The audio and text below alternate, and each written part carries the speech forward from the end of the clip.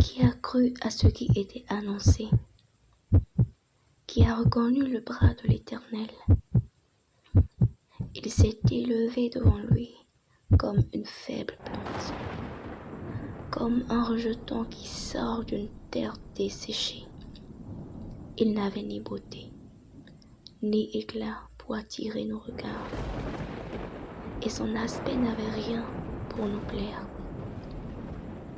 Méprisé et abandonné des hommes, homme de douleur et habitué à la souffrance, semblable à celui dont on détourne le visage, nous l'avons dédaigné.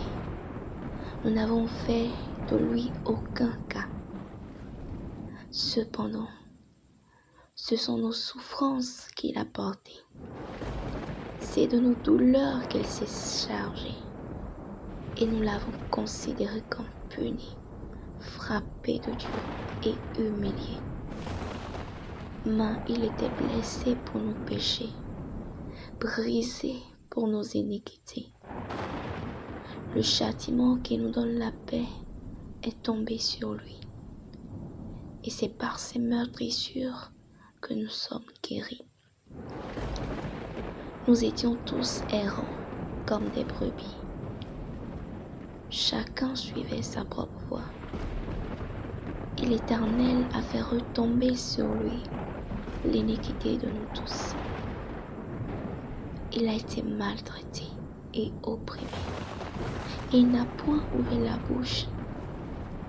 Semblable à un agneau qu'on mène à la boucherie, à une brebis muette devant ceux qui l'attendent. Il n'a point ouvert la bouche. Il a été enlevé par l'angoisse et le châtiment. Et parmi ceux de sa génération, qui a cru qu'il était retranché de la terre des vivants et frappé pour les péchés de mon peuple? On a mis son sépulcre parmi les méchants, son tombeau avec le riche, quoiqu'il n'ait point commis de violence et qu'il n'y ait point de fraude dans sa bouche.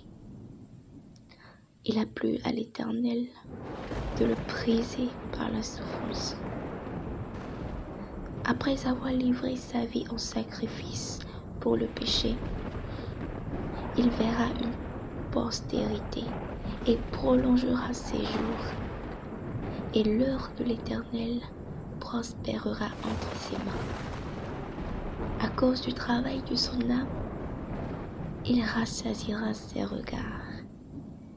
Par sa connaissance, mon serviteur juste justifiera beaucoup d'hommes, et il s'engagera de leur iniquité. C'est pourquoi je lui donnerai une part avec les grands. Il partagera le butin avec les puissants, parce qu'il s'est livré lui-même à la mort, et qu'il a été mis au nombre des malfaiteurs, parce qu'il a porté les péchés de beaucoup d'hommes, et qu'il a intercédé pour les coupables. Oh, quel amour!